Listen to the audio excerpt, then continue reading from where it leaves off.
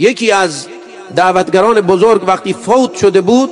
بعد از وفات ایشان برای ترغیب و تشویق دیگران آمار کار ایشون رو وقتی که میدادن انسان تعجب میکرد. با خانمش با هم فعالیت دعویشون در افریقا بوده،